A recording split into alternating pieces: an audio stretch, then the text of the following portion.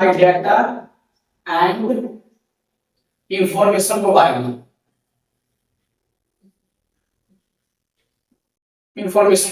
ठीक है। वीडियो को वीडियो में चाहिए होती है और इनको क्लास में हम यही चलेगा थे। आज चाहिए कि मेरे को के हुन गइरहेको छ भने आज चाहिँ हामीहरु सिक्न गइरहेको छौं डेटाबेस र database management system. Database and database management system अलिकति हामीले जानकारी यसको बारेमा डीबीएमएस को बारेमा डीबीएमएस छ के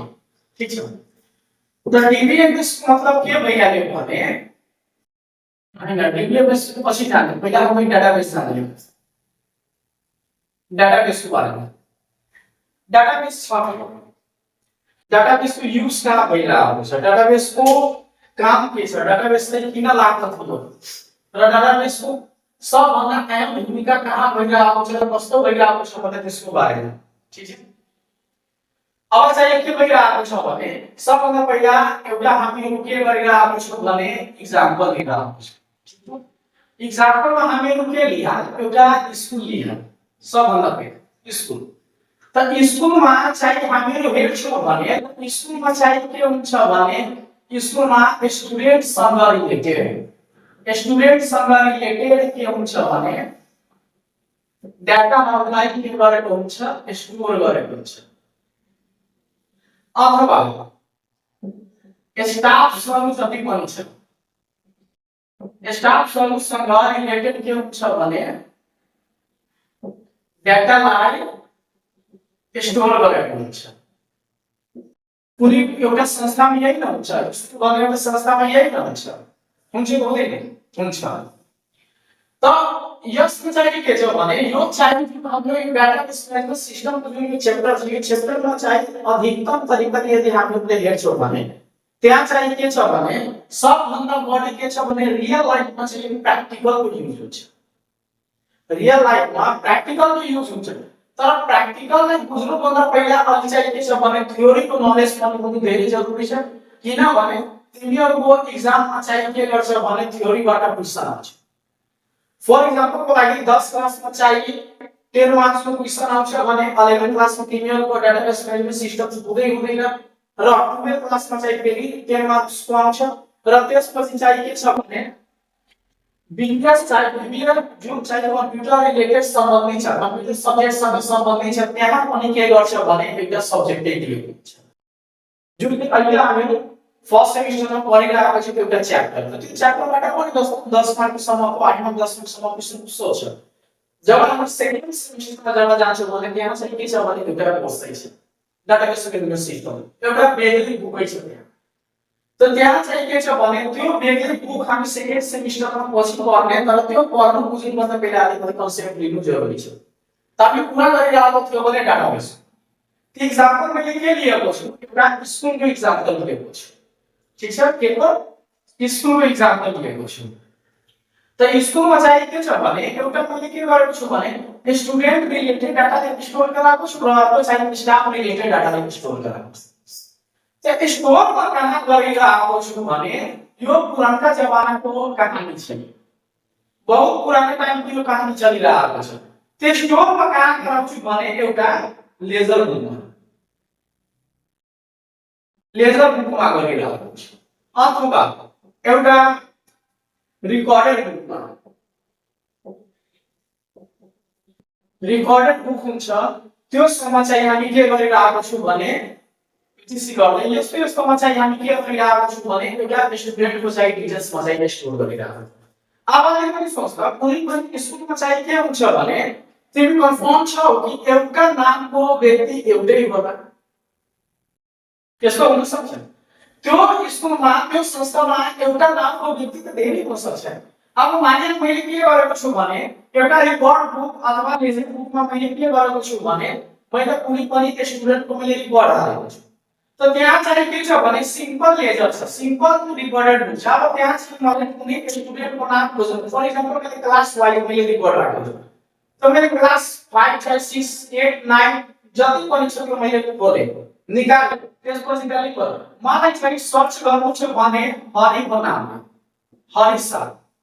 को नामले मलाई चाहिँ त्यसको रिकर्ड निकाल्नु छ कि त्यसको माथिबाट पैसा बाँकी छ पैसा माथि हाल्नु पैसा बाँकी छ त त्यो चाहिँ निकाल्नको लागि सबभन्दा पहिले त के गर्छु त्यो 9 क्लासको म लेजर निकाल्छु र त्यसमा चाहिँ हरि सरलाई म खोज्छु हरि सरलाई खोजिसकेपछि त्यसपछि म त्यसको पैसा भन्छु तर त्यहाँ कन्फ्युजन कहाँ आउन सक्छ यदि हरि सर भनेर कहीं दुईटा प्रश्न आइसक्यो दुईटा व्यक्ति यदि हरि सरको नाममा यदि आइसक्यो भने त्यहाँ अब कन्फ्युजन भइहाल्छ हुन्छ हुन्छ त त्यो कन्फ्युजनलाई दूर गर्नको लागि के गर्नुपर्छ भने त्यहाँ चाहिँ गार्जियनको नाम पनि हुन सक्छ त्यसको तर त्यहाँ चाहिँ भनेर मेरो बेसी हुन्छ मेरो बेसी जो हुन्छ त्यो चाहिँ के हुन्छ भने बढी भइहाल्छ ठिक छ त्यसको एक्सेस टाइम जुन छ डाटाको एक्सेस टाइम जुन छ त्यो बढी लिइहाल्छ ठिक छ र फाइल चार्ज माथि हाल्नु मैले के गर्नु यो हरिसमा मैले के गरेको मिस्टेक लिएर मैले यसको ब्यालेन्सको नाममा यसको ब्यालेन्सको नाम मिलाएर हाल्दिएको छु चाहे मैले के गर्छु यो हरिसमा चाहिँ स्विच गरेर गइसक्यो तब मैले त्यहाँबाट काट्नुपर्छ कि पर्दैन पर्छ त त्यही गएर आउँछ भने यो सबै चीज यहाँ चाहिँ काटेर टुटेर फेरि मलाई बनाउनु पर्छ तर त्यही लेजर बुकमा अलिकति हामीले हेर्छौँ भने अहिलेको डेटमा जुन लेजर बुकहरू आइरहेको छ त्यहाँ चाहिँ के गरेको हुन्छ भने साइडमा चाहिँ अल्फाबेटको दिएको हुन्छ हुन्छ हुँदैन यहाँ पनि सिस्टमेटिक लेजर थियो साइन्टिफिक लेजर थियो थिएन यहाँ पनि सिस्टमेटिक साइन्टिफिक लेजर थियो यो नर्मली मात्र एउटा बुक थियो जहाँ वर्किङ गरिरहेको छ यहाँ के छ भने ए बी सी देखि लिएर जेड सम्म यहाँ चाहिँ दिएको छ अब योमा चाहिँ एउटा सिस्टमेटिक ढङ्गले छ यहाँ पनि टाइम पढिरहेको थियो मैले के गरिरहेको छु भने हरिसलाई माथि रूपी हरिसलाई नोट्स भएको छ त मैले यो चाहिँ छुट्टी पल्टाए हरिसलाई चाहिँ मैले त्यसको फटाक्सले मैले के गर्दियो भने त्यसको डाटा मैले निकाल्नु यही एक्जाम्पल के नि अलिकति सोच्न सक्छु भने फोन बुकलाई लिएर भन्नुहोस् पहिलाको टाइममा चाहिँ के थियो भने कि त्यतिखेर चाहिँ त्यति फोनहरू थिएन मोबाइलहरू थिएन त तिमीहरूलाई याद होला कि हामीको घरमा जुन हामीको गार्जियनहरू हुनुहुन्छ त्यो समयमा चाहिँ के गर्नुहुन्थ्यो भने एउटा फोन बुक चाहिँ राखिरहेको थियो डायरी राखिरहेको थियो त्यो डायरीमा के गर्थ्यो भने मान्छेको नाम मान्छेको नम्बर मान्छेको एड्रेस चाहिँ लेख्थ्यो बाइ चान्स मानिलिनु कि कुनै व्यक्तिलाई चाहिँ अब त्यसको नम्बर मलाई दिएको छ त्यो व्यक्तिको नम्बर मलाई निस्काउँछ म के गर्छु डायरी खोल्छु फटाफट मानिन्छु त त्यहाँ टाइम लाग्थ्यो मैले एक मान्छेको नाम पढेर त्यसपछि म त्यसको मान्छेको निरनमा पुग्थ्यो त्यसपछि के गरेँ भने सेम डायरीमा यस्तो निकाल्छु जो मान्छेको मलाई नाम चाहियो त्यो मान्छेको नाम फटाक्सिन यहाँबाट हेर्दै जुन लेटर पछि त्यो पनि पल्टाउँदै त्यहाँबाट म के गर्न सक्छु भने यहाँबाट म झिक्न सक्छु तर बाहिर चान्स साथीहरु यो मान्छेले के गरेको छ भने त्यो आफ्नो सिम चेन्ज गरिदिएको छ चाहे त्यसको फोन आइसकेको छ त्यहाँ म अपडेट गर्न सक्छु गरिसके याद गरेको म के गर्न सक्छु भने त्यो मान्छेको नामलाई यसको म काट्न सक्छु काट्नु सिवाय म यहाँ केही पनि काम गर्न सक्दिनँ केही गर्न सक्दिनँ तो यही पूरा बताइरहेको छ डाटा बेसले चाहिँ यही पूरा बताइरहेको छ त डाटा बेस के गरिरहेको छ भने systematic end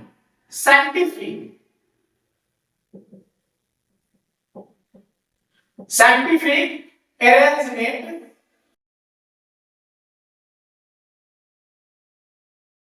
of related data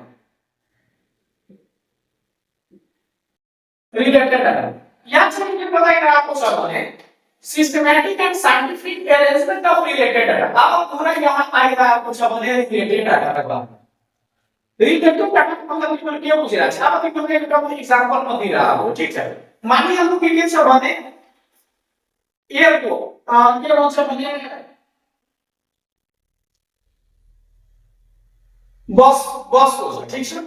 बसको टिकटको छ मानिलिनु के छ भने एउटा हाम्रो बगलमा हाम्रो सर्लाही जिल्लाको चाहिँ के छ भने एउटा ट्याक्स छ त्यो पनि मलाई नआउँछ त त्यहाँ चाहिँ के छ भने त्यहाँ भने बसको दिएको छ कुन बस कतिखेर आउँछ कुन बस कतिखेर जान्छ मानिहाल्नु अब त्यो बससँग रिलेटेड छ त त्योमा म चाहिँ टेम्पोको पदमा हालिदिन्छु त त्यो हुन्छ त्यो बस र टेम्पो रिलेटेड भयो भएन नि मानिहाल्नु कि यो चाहिँ स्कुलको छ यो चाहिँ के छ भने यो मानिहाल्नु के छ भने सबै मलाई एकाडेमीको छ सबै मलाई एकाडेमीको छ ठीक छ यहाँ म के गर्छु भने म कुनै अर्को स्कुल एपेक्स सेकेन्डरीको चाहिँ म योमा चाहिँ डेटा हाल्छु भने चाहिँ हुन्छ हुन सक्छ जो त्यसको डेटा हुन्छ अरू स्कुलको रिलेटेड डेटा अरू स्कुलमा लगेर म भन्छु हैन यो पनि डेटा हो यो पनि स्टुडेन्ट हो यो पनि त्यो चल्न सक्ने रिलेटेड डेटा हुनु पर्यो ठिक छ रिलेटेड डेटा अब ट्रेनको छ ठीक छ ट्रेनको छ अब ट्रेनको पनि के छ भने एप बहुत आइरहेको छ कुन ट्रेन कतिखेर आउँछ टिकट बुकिङको छ सबै चीजमा हुन्छ हुँदैन सबै चीज हुन्छ त्यहाँ अब मानिहाल्नु कि कुन ट्रेन कतिखेर आइरहेको छ कुन ट्रेन कतिखेर जान्छ कति टिकट छ मैले टिकट अर्डर गरियो कि गरेन त्यो सबै चीज के छ भने ट्रेनसँग रिलेटेड हुन्छ फ्लाइटसँग रिलेटेड छ हुन सक्छ त्यहाँ चाहिँ के गरिरहेको छ भने रिलेटेड डाटालाई के गर्छ भने यसले चाहिँ मात्र आफ्नो भित्र कम्बाइन गरिरहेको छ समझ में आएको छ मात्र रिलेटेड डाटा बाकीहरुमा जो ट्रेनको छ ट्रेनसँग छ बसको छ बससँग छ यो संस्थाको छ यही संस्थाको छ अर्को संस्थाको पनि यही संस्थाको छ यो सबै के छ भने एकअर्कासँग के हुन्छ भने फरक हुन्छ तर त्यसले के गर्छ भने आफ्नो संस्थाको सबै आफ्नो अर्गनाइजेसन चाहिँ आफ्नो भ्याक्युम्सको आफ्नो ट्रान्सपोर्टेसन सबैले के गर्छ भने आफ्नो रिलेटेड गरिरहेको छ सबै आफ्नो रिलेटेड डाटा राखिरहेको छ तर सबभन्दा यहाँ पनि आइरहेको छ भने हामी जति पनि त्यसको रिलेटेड डाटा हुन्छ त्यो सबैको के हुन्छ भने एउटा डाटाबेस छ जति के गरिरहेको छ भने त्यो सबै स्टोर गरिरहेको छ के गरिरहेको छ स्टोर गरिरहेको छ अब मानिहाल्नु के छ भने मैले चाहिँ फ्लाइटको मैले टिकट बुक गरेको त मेरो डाटा स्टोर होला नि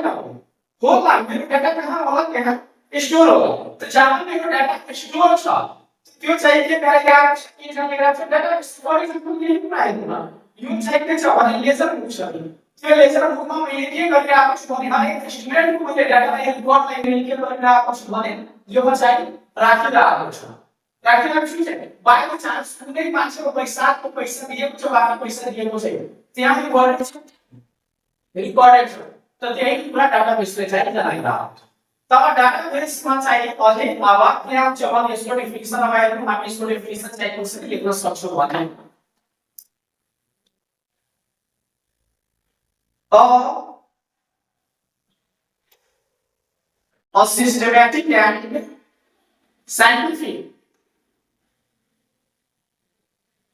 a systematic and scientific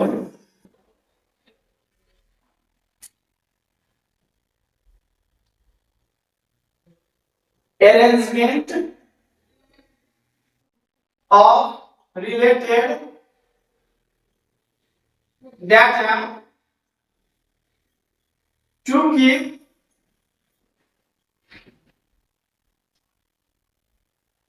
record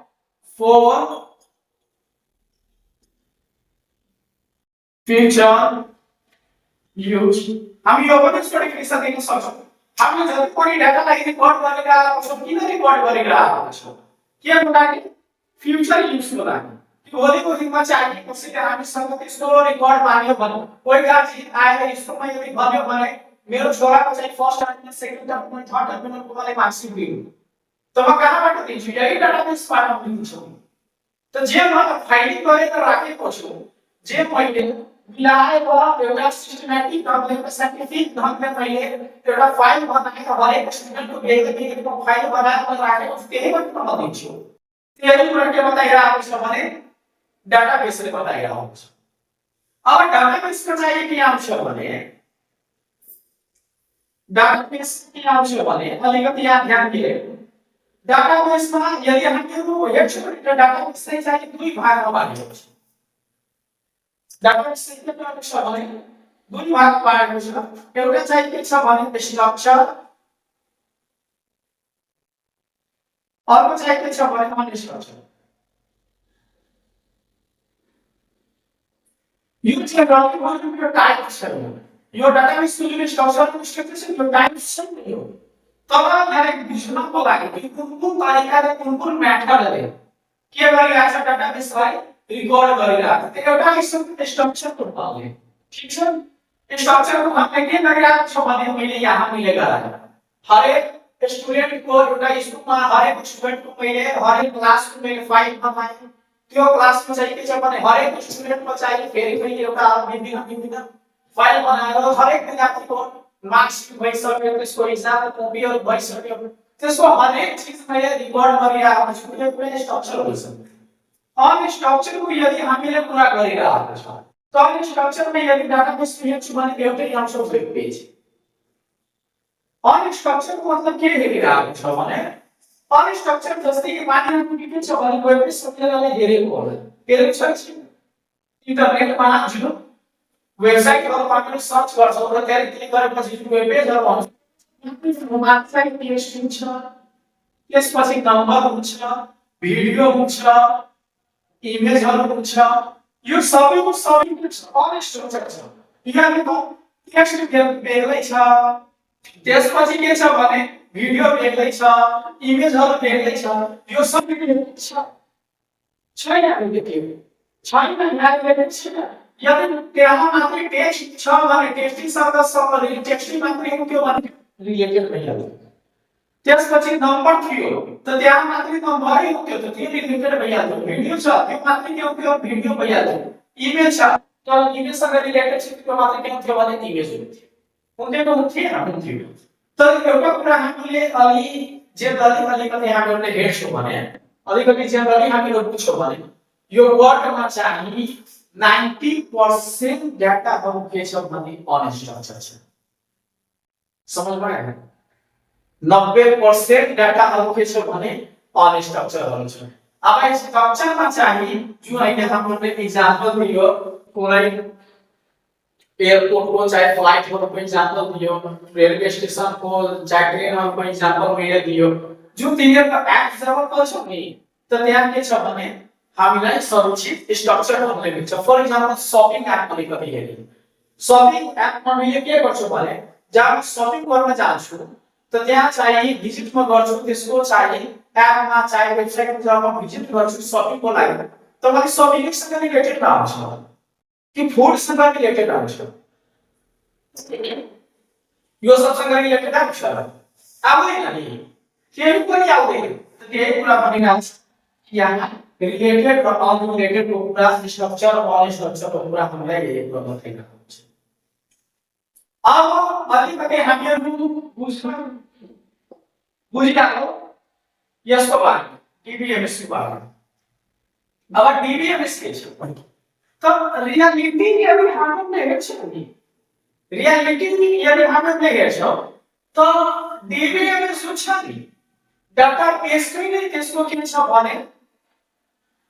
database नै के छ भने रिलेटेड छ। बुझ्यो? अब कसरी रिलेटेड छ? डाटाबेसमा हाम्रो यदि भने हरेक चीज त्यहाँ टेबलको फर्ममा, रिकर्डको फर्ममा र केको फर्ममा फिल्डको फर्ममा हाम्रो डाटाबेसमा के गर्न सक्छ भने यसो गर्न सक्छ।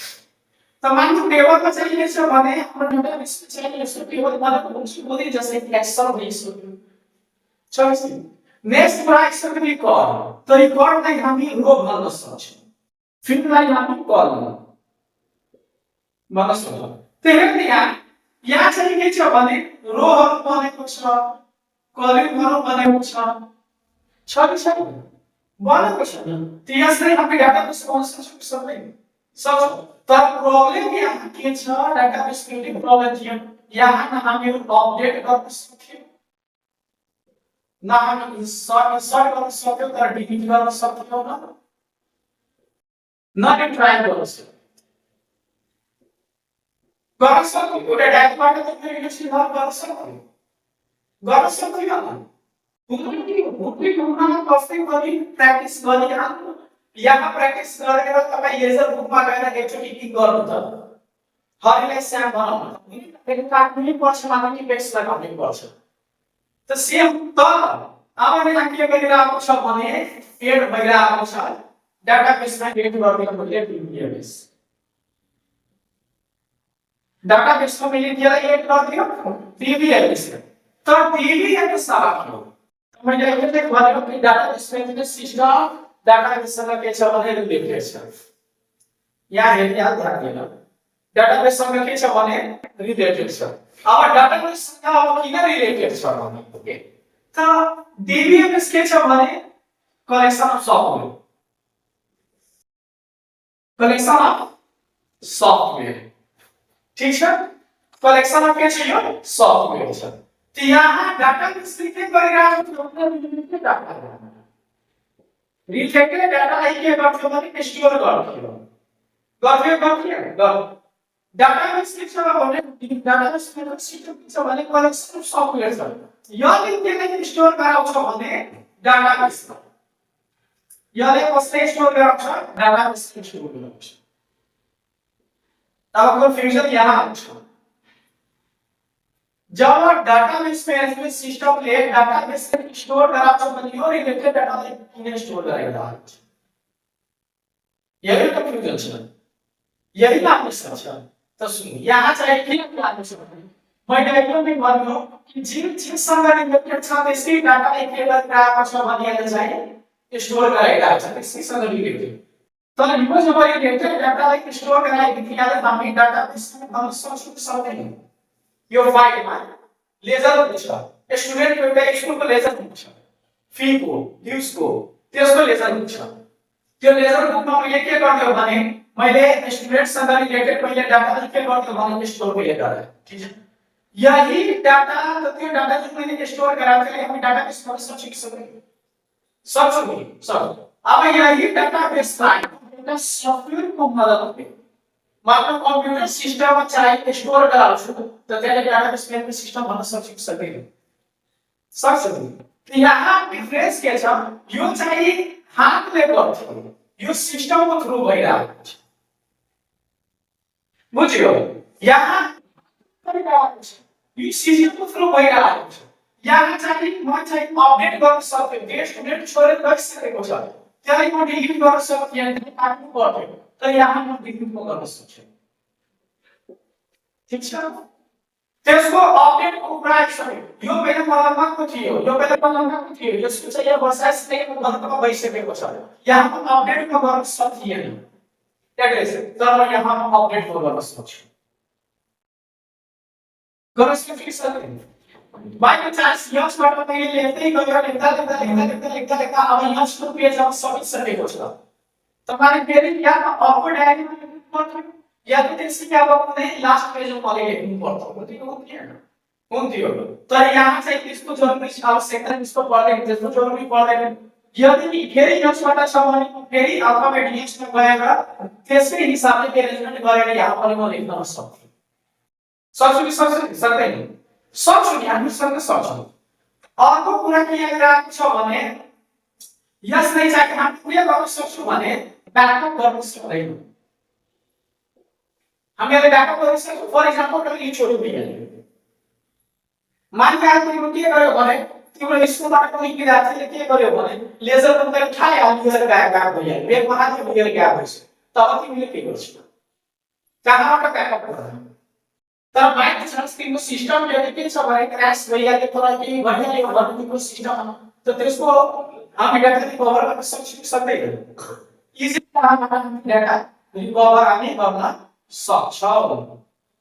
कि सक्दैनौँ सक्छौँ नि त त्यही कुरा बताइरहेको छ यो चाहिँ यहाँ मुख्य यो चाहिँ सिस्टमको फुटेज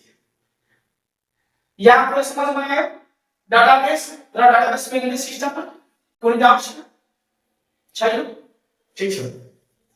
अलिकति मात्रै बुझिहाल्नु एउटा कुरा कहिले पनि याद राख्नु कि सिस्टमेटिक एरेन्जमेन्टले काम यो पनि गरिरहेको छ सिंगल डाटाबेस म्यानेजमेन्ट यहाँ पनि आउँछ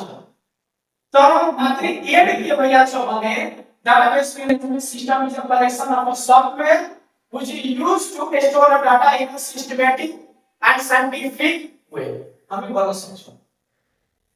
ठीक है, यदि हामी भन्न सक्छौँ नर्मल डिफिनेसन, यो चाहिँ हाम्रो नर्मल डिफिनेसन र अलिकति एडभान्स डिफिनेसनको लागि हामीले के गर्न सक्छौँ भने यहाँ चाहिँ हामीले भन्न सक्छौँ a database management system is a collection of software. ठीक छ, a database management system is a collection of software which is used to store a database in a systematic and scientific way to a related data which is used for a future is to generate and retrieve the data easy and maintenance. हामी यो पनि हामी भन्न सक्छौँ आफ्नो data हामी बुझिरहेका छौँ भने हामी डिफिनेसन अलरेडी हामी बनाउन सक्छौँ, तर यही कुरा याद राख्नु कि यसले मात्रै रिलेटेड डाटालाई चाहिँ स्टोर गराउँछ, यसले डाटाबेसलाई स्टोर गराउँछ। त जब डाटाबेसलाई स्टोर गराइदिनु भन्नु पर्यो त रिलेटेड डाटा रिलेटेड डाटा छ कि छैन? छ नि, बुझ्यो यहाँसम्म? कुनै डाउट छ? छैन?